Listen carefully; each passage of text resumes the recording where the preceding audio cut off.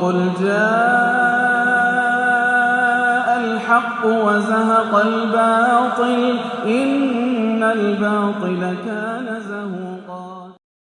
الحمد لله رب العالمين والصلاة والسلام على رسوله الكريم محمد بن عبد الله الأمين وعلى آله وصحبه أجمعين. أما بعد، فإن النبي صلى الله عليه وسلم علمنا أن نقول في أدعيتنا رضيت بالله ربا وبالإسلام دينا وبمحمد نبيا. صدق الرسول النبي الكريم صلی اللہ علیہ وسلم. میرے عزیز طلباء، نوجوان دوستوں اور ساتھیوں، اور میرے دینی بھائیوں، اللہ کے رسول صلی اللہ علیہ وسلم نے ہمیں اور آپ کو ہر چھوٹی بڑی چیزیں سکھائی ہیں. عبادات سے لے کر معاملات تک، انفرادی اور نجی زندگی سے لے کر اجتماعی اور سماجی زندگی تک، گاؤں اور دیہات میں رہنے کے آداب و طریقے سے لے کر شہروں میں رہنے کے آداب و طریقے تک، تعلیم و تعلم سے لے کر سیاست تک، چھوٹے عہدوں سے لے کر بڑے عہدوں تک، چھوٹی ذمہ داریوں سے لے کر بڑی ذمہ داریوں تک، کیسے کاموں کو نبھایا جائے، کیسے شریعت پر چلا جائے، اسلامی ہدایات کو کیسے معلوم کیا جائے، اخذ کیا جائے، لیا جائے، ہر چھوٹی بڑی چیز کو ہمارے آقا نے ہمیں سکھایا.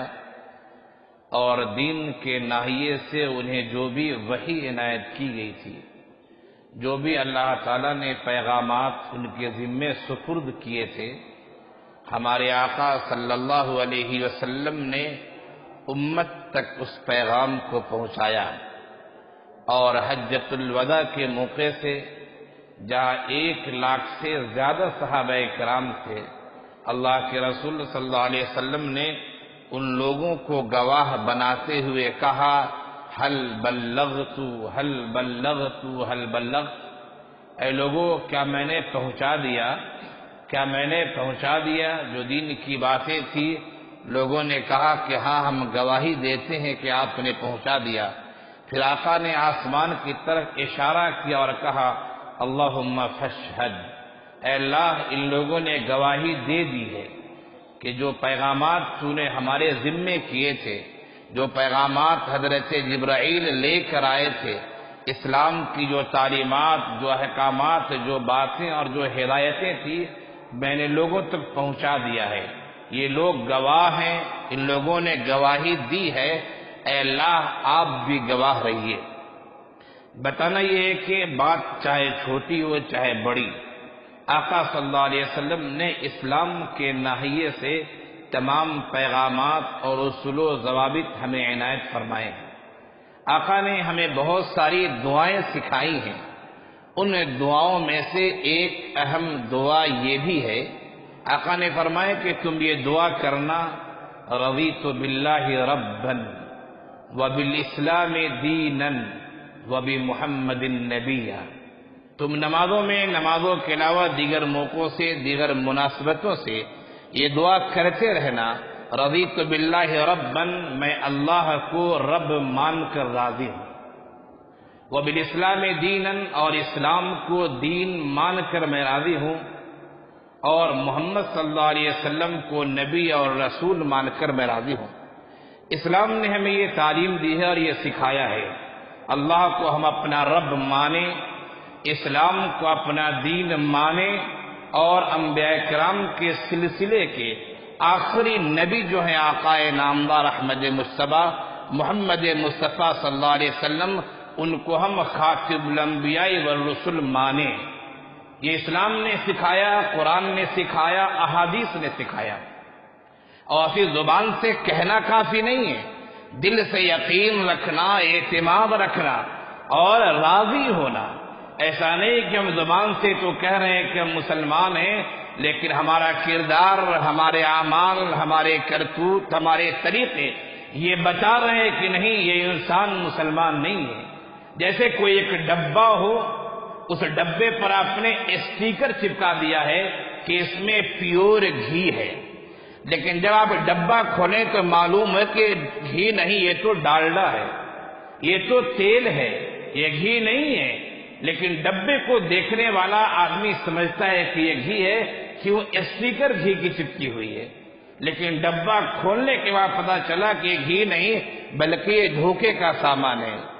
اگر یہ بات زیادہ شاق نہ ہو تو یہ کہنا درست ہے کہ آج ہم جو مسلمان ہیں ان میں سے اکثریت کا طبقہ ایسا ہے، اکثر لوگ ایسے ہیں دیکھنے میں مسلمان تو لگ رہے ہیں، لیکن ان کے ایمان اور عقائد کا جائزہ لیجئے، ان کے اعمال کا جائزہ لیجئے تو پھر آپ کو وہ اسلام سے بہت دور نظر آئیں گے۔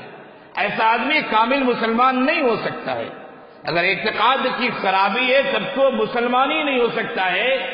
آپ کی داڑھی چاہے جتنی لمبی ہو، کرتے جتنے لمبے ہوں، ٹوپی جتنی اونچی ہو، اگر آپ کے عقائد صحیح نہیں ہے، اللہ جانتا ہے آپ کے دل میں کیسے عقائد ہے، اگر وہ صحیح نہیں تو آپ مسلمان نہیں ہو سکتے ہیں۔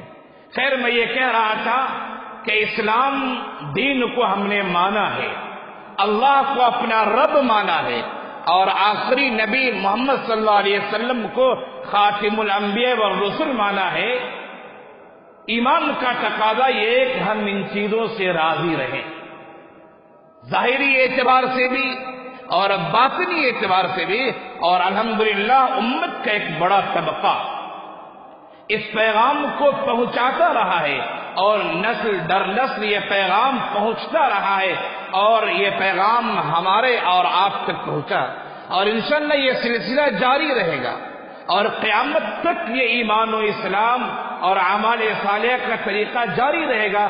لوگوں کو یہ پیغامات ملتے رہیں گے اور پہنچتے رہیں گے۔ ہم جس ملک میں رہ رہے ہیں، اس ملک میں ہم کہیں باہر سے نہیں آئے، ہم اس ملک کے باشندے ہیں، ہمارے آبا و اجداد نے یہاں زندگی گزاری ہے، اور ہم یہاں کے شہری ہیں۔ شہری بھی 2 نمبر کے نہیں، 1 نمبر کے ہم شہری ہیں۔ جس طرح دوسرے لوگوں کے حقوق ہیں اس طرح ہمارے بھی حقوق ہیں۔ ہم نے اپنے اختیار سے، ہمارے آبا و اجداد نے اپنے اختیار سے، اپنی مرضی سے اسلام کو اختیار کیا ہے، اور وہ دین امانت کے طور پر نسل در نسل ہوتے ہوئے وہ دین ہم تک پہنچا ہے۔ ہم اس ملک میں کہیں باہر سے آئے ہوئے نہیں ہیں، ہم اس ملک کے اصل باشندے ہیں، ہم اس ملک کے پورے طریقے سے حقدار ہیں، اور اس ملک میں ہمارا ہر چپے چپے پر حق ہے۔ میں اس پس منظر میں گفتگو کرنا چاہ رہا ہوں کہ انشاءاللہ ہم اس ملک میں ہیں، رہیں گے اور قیامت تک رہیں گے، اور یوں ہی نہیں رہیں گے، اللہ کو رب مان کر رہیں گے، اسلام کو اپنا دین مان کے رہیں گے، اور آقا انعامدار صلی اللہ علیہ وسلم کو خاتم الانبیاء والرسل مان کے رہیں گے، اور اسلام کے پورے شاعر، پورے اصول، پورے اس کے قوانین، پوری ہدایات کے ساتھ ہم اس ملک میں رہیں گے۔ حضرت مولانا علی میاں ندوی علیہ الرحمہ مسلم پسندہ بورڈ کے سابق صدر، وہ کہا کرتے تھے کہ فرائض سے دستبردار ہونا، ارے وہ چھوڑو، ایک سنت سے بھی ہم اس ملک میں دستبردار نہیں ہو سکتے ہیں۔ ہم نے اس ملک میں رہے ہیں اور رہیں گے، ہم نے اپنے مرضی سے اس ملک کو اختیار کیا ہے۔ ہمارے ملک میں کچھ طاقتیں ایسی ہیں، کچھ پارٹیاں ایسی ہیں جو یہ کہتی ہیں کہ تو نے پاکستان لے لیا، تو نے بنگلہ دیش لے لیا۔ جن کو جانا تھا پاکستان گئے، جن کو بنگلہ دیش جانا تھا وہ گئے، لیکن ہمارے آبا و اجداد نے فیصلہ کیا ہے، اور ہم نے فیصلہ کیا ہے کہ ہمیں اس ملک میں رہنا ہے، اور پورے اسلامی شاعر کے ساتھ رہنا ہے، پورے ایمان کے ساتھ رہنا ہے۔ یہ میں نہیں کہہ رہا ہوں، بلکہ میرے ساتھ امت کے اکابر نے کہا ہے، علماء نے کہا ہے، اور ہمیں ان لوگوں نے وصیت کی ہے جنہیں جس ملک میں جانا تھا وہ گئے۔ ہمیں بحث نہیں ہے پاکستان سے، ہمیں بحث نہیں ہے بنگلہ دیش سے، ہم نے اس ملک کو اختیار کیا ہے، ہم پورے اسلامی شاعر کے ساتھ اس ملک میں رہیں گے۔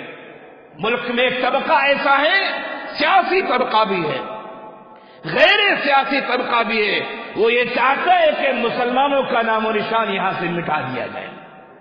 اور ابھی 2 دن پہلے کی بات ہے، جو ایک بل پارلیمنٹ میں پاس کیا گیا جس کا شارٹ فرم کیب ہے CAB، وہ بل شہری ترمیمات کے متعلق ہے، اور وہ بل ایک پیش خیمہ ہے NRC کے نافذ کرنے کا۔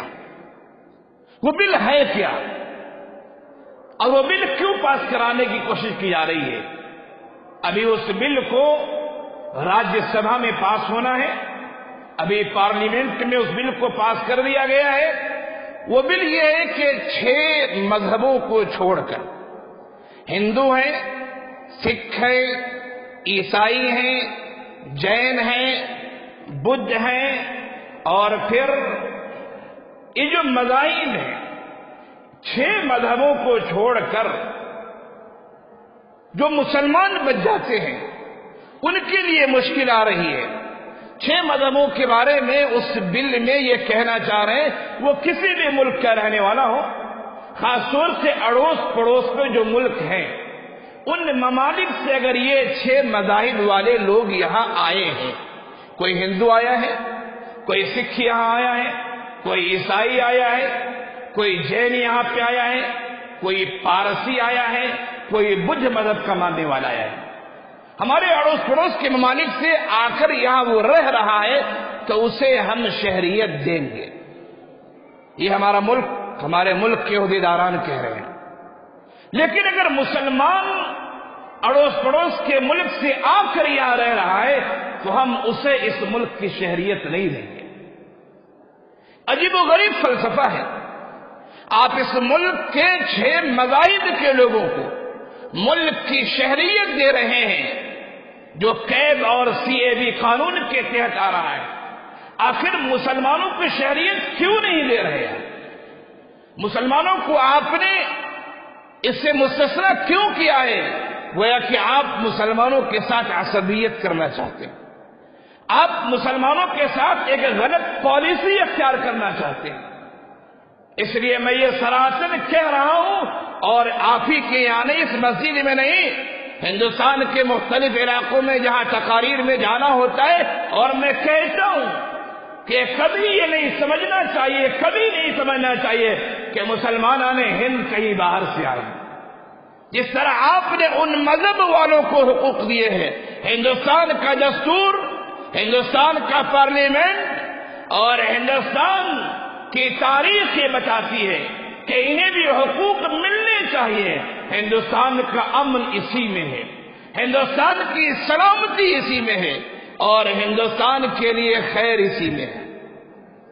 ذوق دہلوی نے کہا تھا بہت پہلے کہ گلہائے رنگ رنگ سے ہے زینت چمن، گلہائے رنگ رنگ سے ہے زینت چمن، اے ذوق اس جہاں کو ہے زیب اختلاف سے۔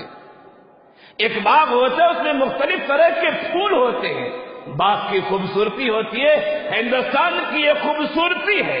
مورخین نے لکھا ہے، تاریخ دان نے لکھا ہے، بتایا ہے، ہندوستان کی یہ خوبصورتی ہے کہ یہاں مختلف تہذیب کے لوگ رہتے ہیں، مختلف تمدن کے لوگ رہتے ہیں، مختلف ادیان و مذاہب کے لوگ رہتے ہیں۔ یہ ہندوستان میں آج سے نہیں، ہزاروں سال پہلے سے یہ لوگ آباد ہیں اور رہ رہے ہیں، آرام سے رہ رہے ہیں، ہنسی خوشی رہ رہے ہیں۔ ایک طاقت چاہتی ہے کہ مسلمانوں کی شرائط کو ہٹا دیا جائے، آج قید کے قانون کو نافذ کیا جائے، شہریت ترمیم بل کو نافذ کیا جائے، اور کل ہو کر سے NRC لایا جائے اور مسلمانوں کو دربدر کر دیا جائے۔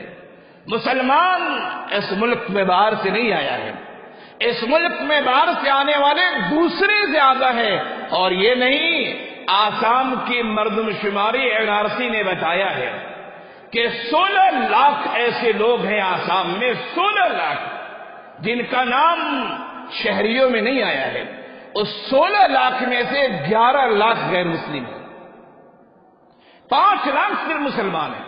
معلوم یہ ہوا کہ دوسرے ادیان و مذاہب والے ہندوستان میں زیادہ آنے والے مسلمان تو بہت کم کی تعداد میں. آپ اگر ان کو شہریت دے رہے تو ہمیں کیوں نہیں شہریت دے رہے؟ آخر ہم سے کیا دشمنی ہے آپ کو؟ ہماری تاریخ بتاتی ہے، ہندوستان کا چپا چپا کہتا ہے کہ مسلمانوں کی جتنی قربانیاں اس ملک کو بنانے میں، سنوارنے میں، ترقی میں، وہ کسی دین اور مذہب کے لوگوں کی نہیں. آپ کو حسد ہے، آپ کو دشمنی ہے، آپ نے تعصب کے عینک کو لگا رکھا ہے، آپ کا چشمہ کالا ہے، آپ کو لال بھی کالا نظر آتا، پیلا بھی کالا نظر آتا، آپ کو ہر چیز کالی نظر آتی ہے، اور یہ صرف مسلمانوں کے خلاف. یہ آخر کون سا فلسفہ ہے؟ ہماری قربانیاں اس ملک میں ہے. کسی شاعر نے کہا تھا، بہت مشہور شعر ہے کہ پتا پتا بوٹا بوٹا حال ہمارا جانے ہے.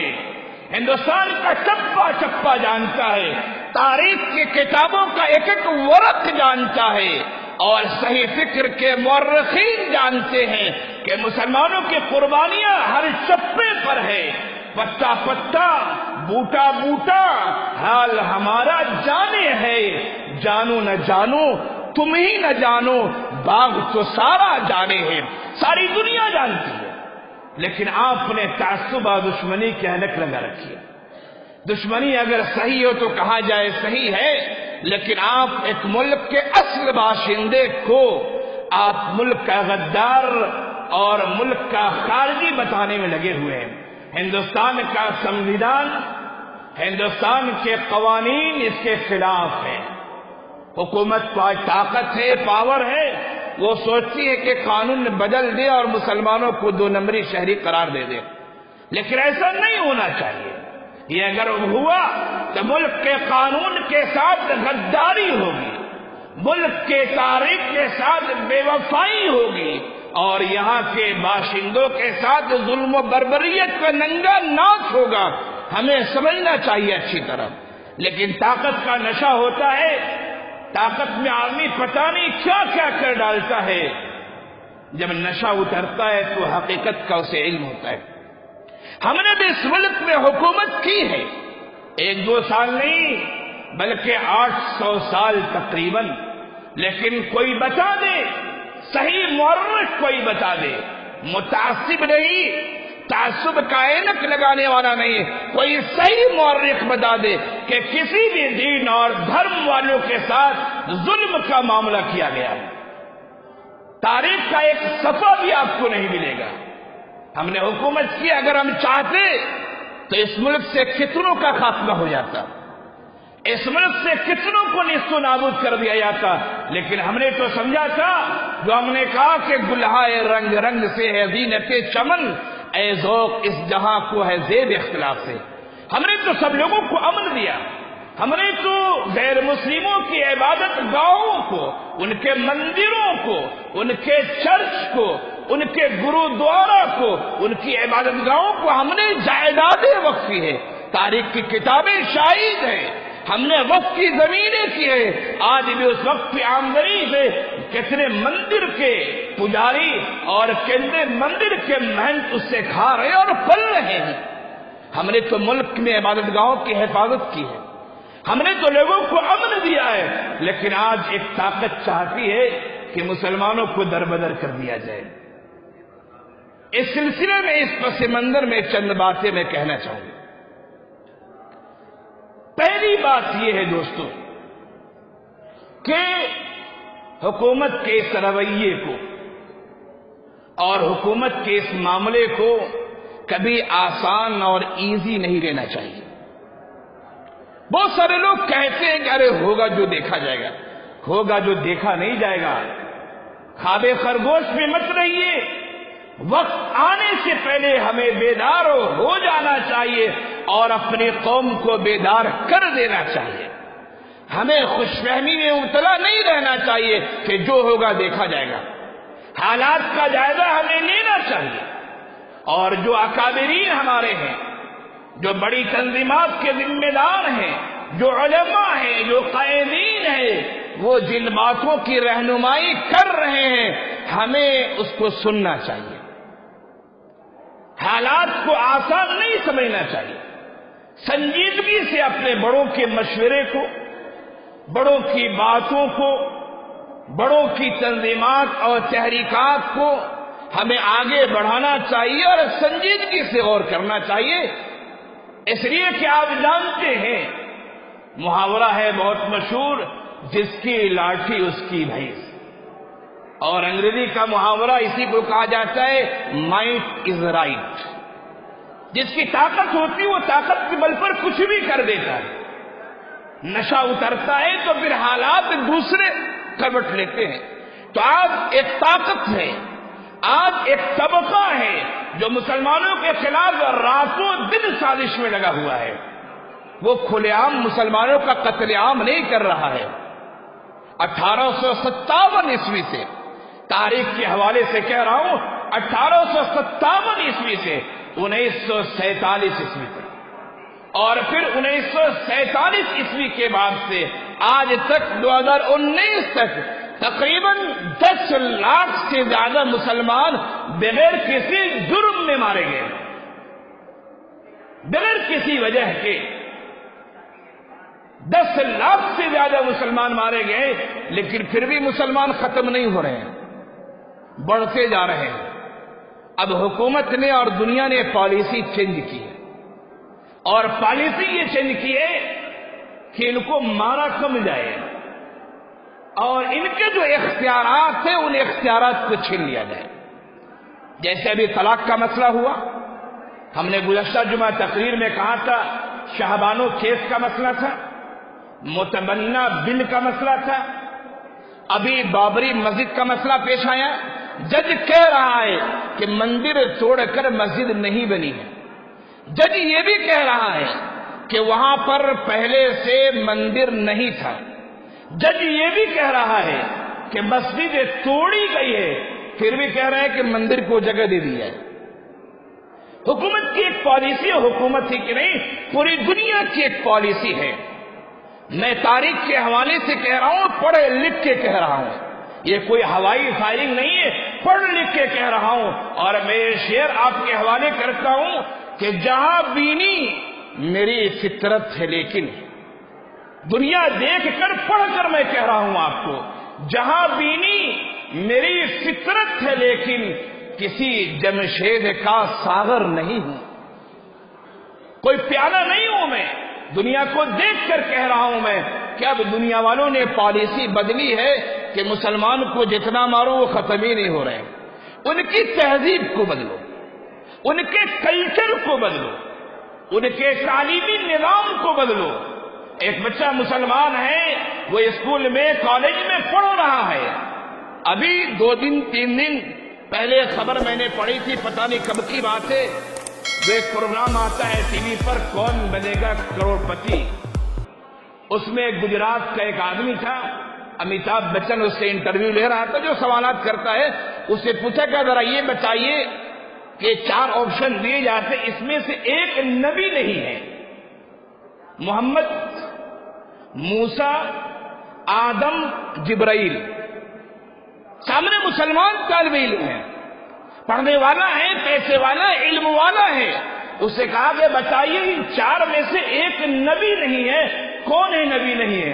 اس نے کہا سوال مشکل ہے، 2 نام حذف کر دیے جائے، 2 نام حذف کر دیے گئے۔ پھر اس کے بعد امیتابھ بچن نے پوچھا ذرا یہ بتائیے ان 4 میں سے آپ کو کون لگ رہے تھے نبی نہیں ہے؟ اس نے غالباً کہا کہ موسیٰ یا محمد کے بارے میں بتایا کہ یہ نبی نہیں ہے۔ تہذیب بدلی جا رہی ہے ہماری، ہمارا کلچر بدلا جا رہا ہے، دیکھنے میں آدمی 5 وقتہ نمازی ہے لیکن اسے اپنے طور طریقے اور تہذیب کے بارے میں کوئی علم نہیں ہے۔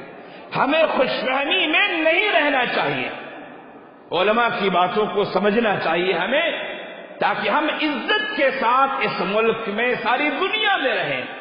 دوسری بات یہ کہ علماء اور مدارس کا رابطہ عوام الناس سے ہونا چاہیے.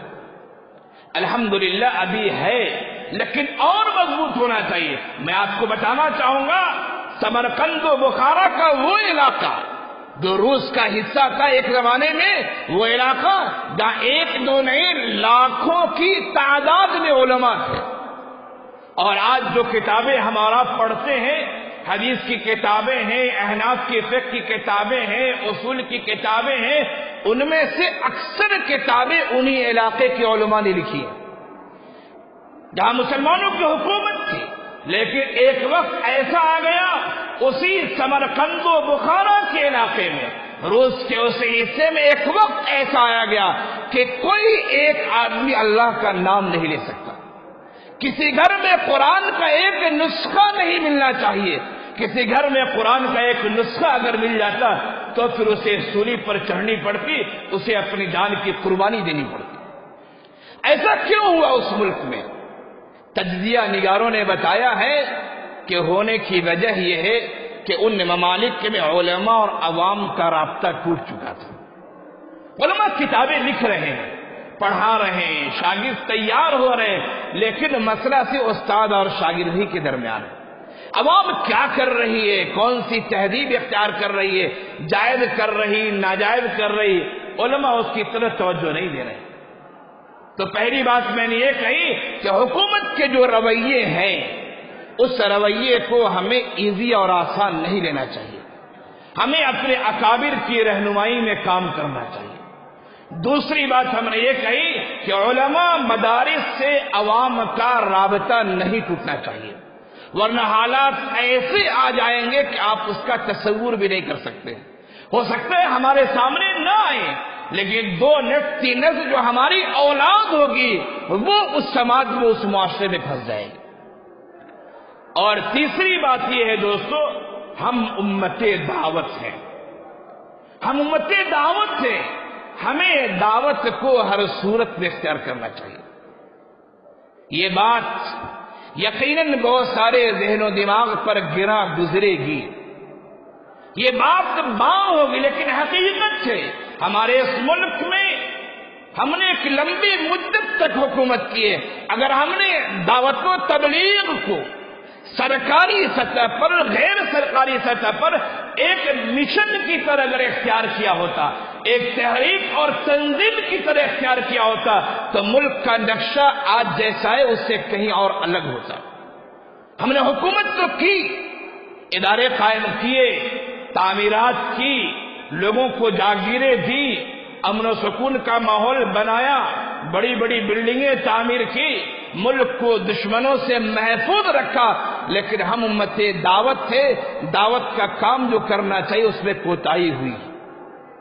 ضرورت اس بات کی ہے امت کا ایک طبقہ ایسا ہو جو اپنوں میں بھی دعوت و تبلیغ کا کام کرے اور غیروں میں بھی کام کرے.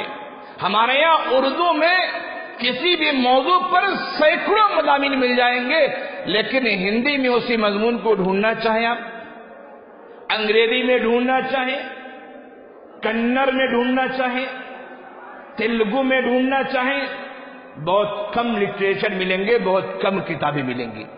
حالانکہ اس ملک کا اکثریت طبقہ ایسا ہے جو اردو نہیں جانتا ہے. بہت سارے لوگ مسلمان ہیں لیکن اردو نہیں جانتے. دعوت کا کام صرف زبان سے پیغام پہنچانا ہی نہیں ہے، ان کی زبانوں میں اسلامی لٹریچر کا ترجمہ ہونا، تقاریر ہونا، چینلز ہونا، ویب سائٹ ہونا، پروگرام ہونا، جس کو ہمارے برادران وطن سمجھ سکیں اور مختلف علاقوں کے لوگ سمجھ سکیں. وفد کی صورت میں بھی دعوت کا کام ہونا چاہیے اور انفرادی صورت بھی ہونا چاہیے.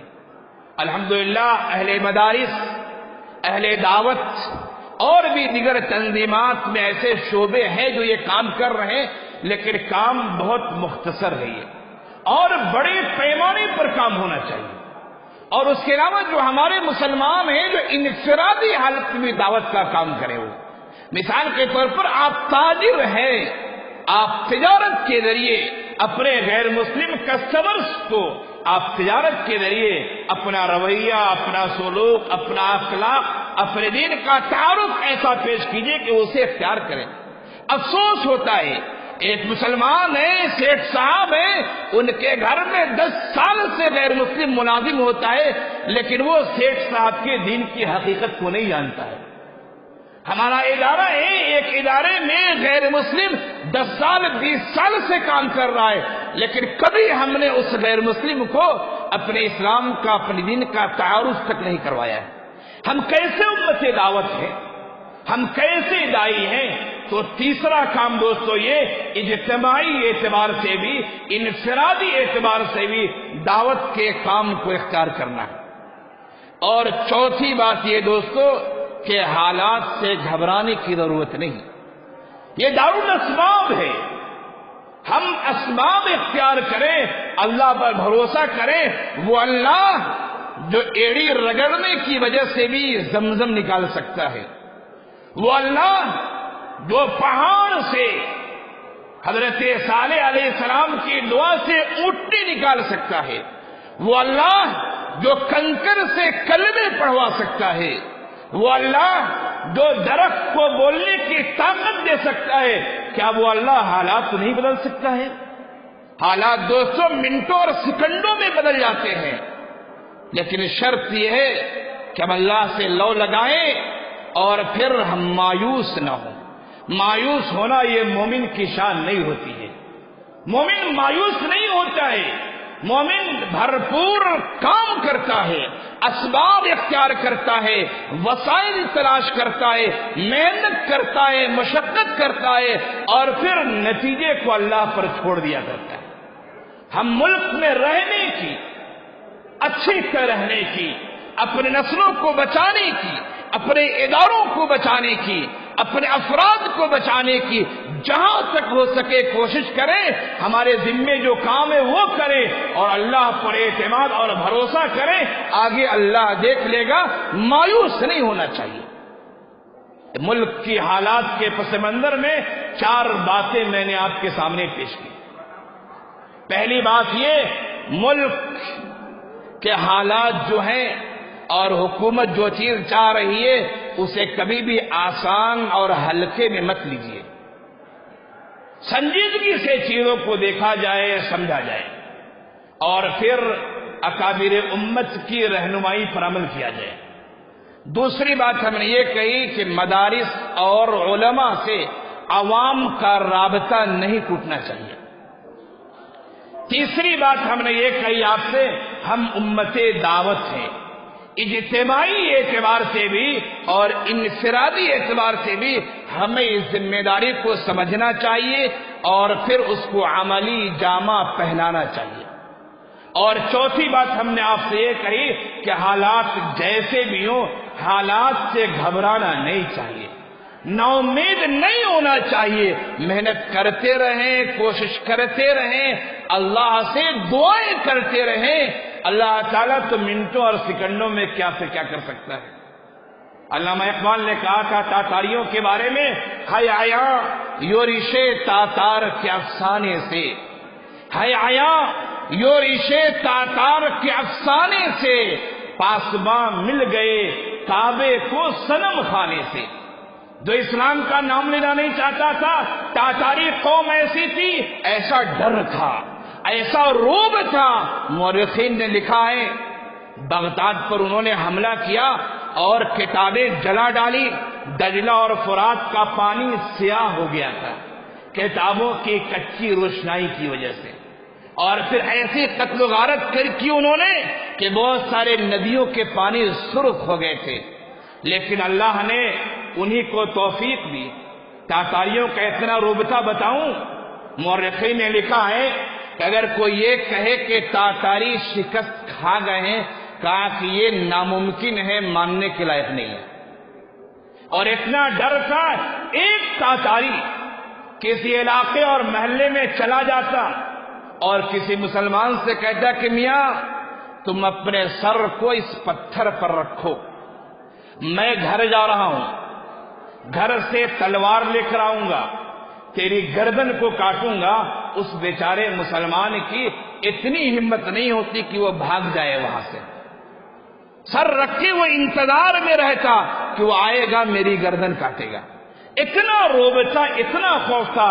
لیکن اللہ نے اس قوم کو جب ہدایت دی ہے تو وہ قوم پوری کی پوری بیک وقت مسلمان ہو گئی. اسی کو علامہ اقبال نے کہا ہے آیا یورشے تاتار کے افسانے سے، پاسباں مل گئے کعبے کو صنم خانے سے. یہ چار باتیں جو ہم نے بتائی ہیں ان کو مضبوطی تھامیے. اللہ ہمیں بھی عمل کی توفیق دے، آپ کو بھی عمل کی توفیق دے. اور ان چار باتوں سے پہلے ملک کا جو منظرنامہ ہم نے پیش کیا ہے اور ملک کی جو تاریخ ہم نے بتائی ہے اسے بھی اپنے ذہن و دماغ میں رکھنا چاہیے. اللہ تعالی ہم سب کو عزت و آبرو کے ساتھ، ہماری نسلوں کو عزت و آبرو کے ساتھ، امن و سکون کے ساتھ، سلامتی کے ساتھ صرف اس ملک ہی میں نہیں بلکہ ساری دنیا میں رہنے کی توفیق عنایت فرمائے. وآخر دعوانا ان الحمدللہ رب العالمین. قل جاء الحق وزهق الباطل إن الباطل كان زهوقا.